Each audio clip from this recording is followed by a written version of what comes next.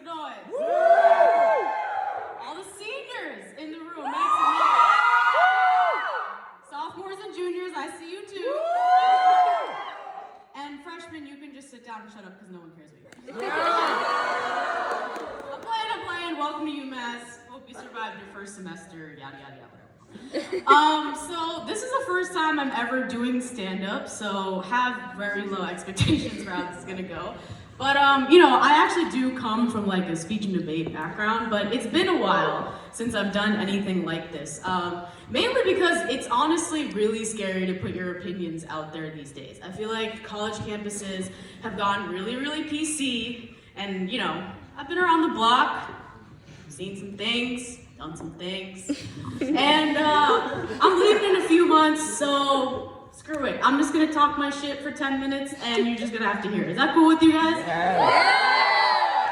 Okay.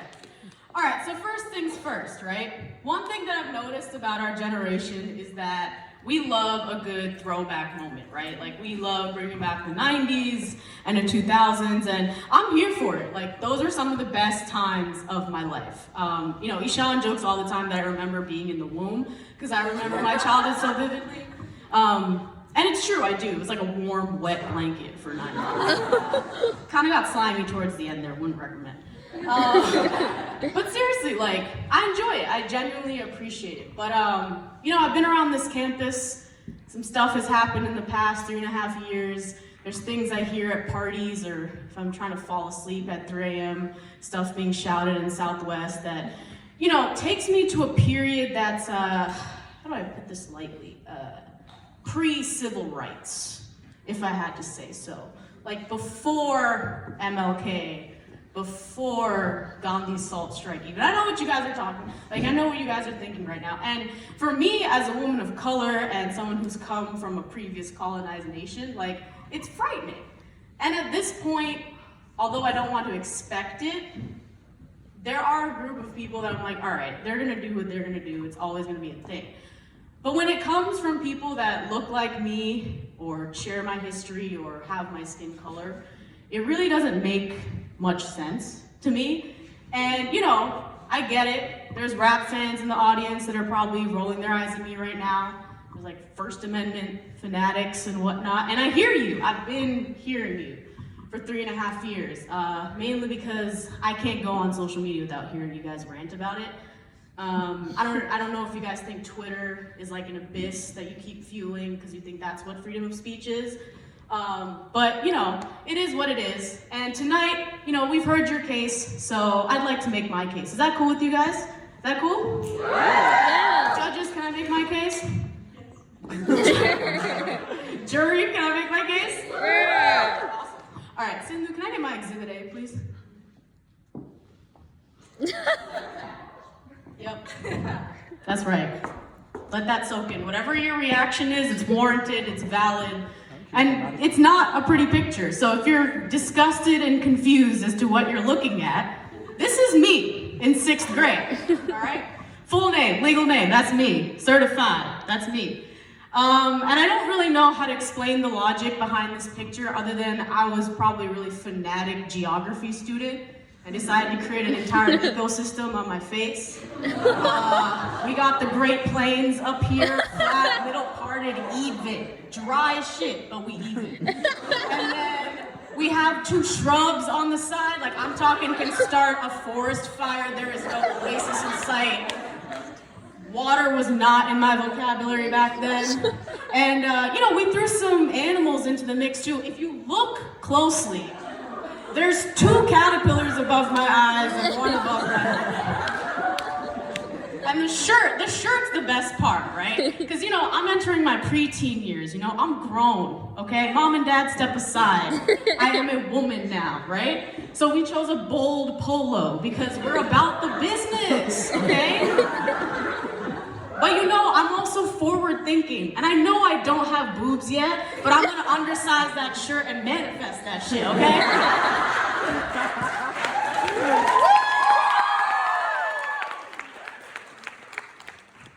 And I can laugh along with you guys when I say this, because this was 11 years ago. I almost have 2 degrees under my belt now. I've grown up, I have a much more diverse group of friends. I've heard the stories of this diverse group of friends, and I can honestly say, if there was a point in time where this was logical, it's no longer, I would never do this again, okay? I would never look like this again. So I'll make you guys a deal, all right? If I promise to never look like this again, then I think if you don't belong to the Black community or share that experience, we can leave the N-word in the past. Woo! Fair is fair. Fair trade-off, right? Like, seriously, you know how much water you need for curls? Like, I'm sorry for my impact on climate change. Like, and you know, while we're at it, I'm gonna throw cigarettes and tobacco into the mix too. I think we can leave that in the past. You know, I just feel really bad. Like, I'm a poli-sci major. I know how much money our government has put into this stuff, trying to not give ourselves cancer. They put us through DARE, all that kind of stuff. But, you know, if you're still trying to put a giant middle finger up to the government, there's a much easier way to do it, y'all. It's called voting. Woo! You should try it sometime. I don't know if you noticed, but it's an election year. We got a primary coming up March 3rd. I know it's fun to snap at Nancy Pelosi tearing up that State of the Union. Why don't you snap and yes, queen your way to a poll? How about that? Let's try that. But that's beside the point.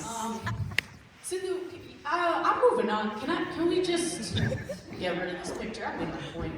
I asked him nicely. Can I get rid of this? No? No? Okay, bet. Thank you. Anyway. Okay, now, I need all the ladies in the room, if you identify as a female, I need you to make some noise for yourselves right now. Fellas, if you are sitting next to a lady this evening, I need you to know you are sitting next to a badass, okay? Let me tell you why. Women are the definition of a badass because no matter how many times the world tries to deny our experience, not give us justice, not pay us, tells us who we should be, what we should look like, who we should love, and oh, by the way, what we should do with our bodies. Throughout the course of history, there have always been women that said, nah, bro, I'm gonna do me. And that is the definition of a badass. But with that being said, as strong and resilient as we try to be, I get it, I'm 21. It's hard not to fuel into these narratives that are constantly pushed into our heads from day one about what we should aspire to. Like, I know that there's women in this room right now from the South Asian community that thought college was going to be kuch kuch hota hai, study abroad was going to be zindagi na milegi dobara, and post-grad was going to be dil chahta hai, am I right? Woo! And I guess for all the non-Bollywood watchers in the room, that's like saying college is going to be American Pie, Ferris Bueller, or Pretty Woman. Study abroad is gonna be Eat, Pray, Love, or Pretty Woman, or post-grad was gonna be Girls' Night, Bridesmaids, or Pretty Woman, you know, last resort, am I right, ladies? But, you know, the fact of the matter is, the real life story is not like that.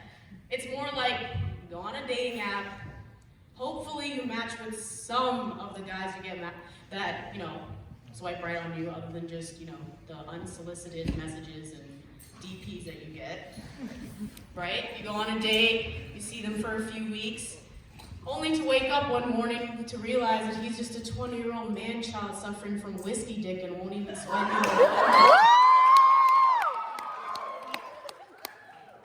I've been there. It's true. You know, I'm not saying all of you are like that, but you know, for some reason, only ones I meet. Damn. And I know that even as I say this, like, it's like we have to go through this time and time again, at least for me, to finally get the message, right? And I know even as I say that, there's women in this room who are holding on to these fictional expectations of love. And to those women, I need y'all to hear me and hear me clear, all right? You are not gonna find your Usher or your Hrithik Roshan in the Pioneer Valley, okay? It's just not gonna happen, all right? And for all you babies that thought you were gonna find your fusion hottie on this campus, let me tell you something. OSU Genesis does not go here, okay? Well, why? I've done the legwork, okay? Fellas, let me talk to you for a second, all right? Again, not saying that all of you do this, okay? okay? I have mad love for you, but, you know, when you dance with a girl, why is it I'm either getting the Heimlich for 4 minutes straight, or, you know, you're treating me like I'm an Amazon package you don't know how to pick up? Like, fellas, please explain to me why you do this shit, alright? I'll demonstrate for you, alright? Like you here, right? And you think this is your tabletop, right? But then you're also like, look, ma, no hands, you just do this shit. What is that, right? And then you'll be like, yeah, baby, I'm giving it to you good, huh? No, nobody asked for this. That was not good, and I regret every decision that put me here in the first place. Again, only a few of you, not all of you. Enough that I needed to say something about it. But you know, I didn't just come up here to roast myself and you guys and our generation for 10 minutes. That's not what I'm trying to say at all. What I'm trying to say is I get it, alright? Why, like, of course it's easy to make less than smarter decisions or try to find escapes because, like, the world is so bleak right now. And there's not a single person that's giving us a positive narrative. Like, everyone's like, you don't have a future. Like, straight up, that's the narrative, right? The world is burning, you're in debt, jobs are impossible to find, so why would we do anything other than just be like, screw it, like, I'm just gonna be this, I guess. But, you know, with that being said, like, you can't have simple solutions to complex problems. Like, just the other day, I was having a conversation with my dad about spring break, right? And he was saying, Teja, like, you're asking a lot of me as a father right now. Like, I don't want to send you abroad because of all these, like, terrorist attacks that are happening and just a scary time to send a girl out into the world. And I said, Dad, I get it. I understand. But the fact of the matter is, I'm more likely to die going to school than I am traveling abroad. And that's the worst counter-argument I've ever had to make.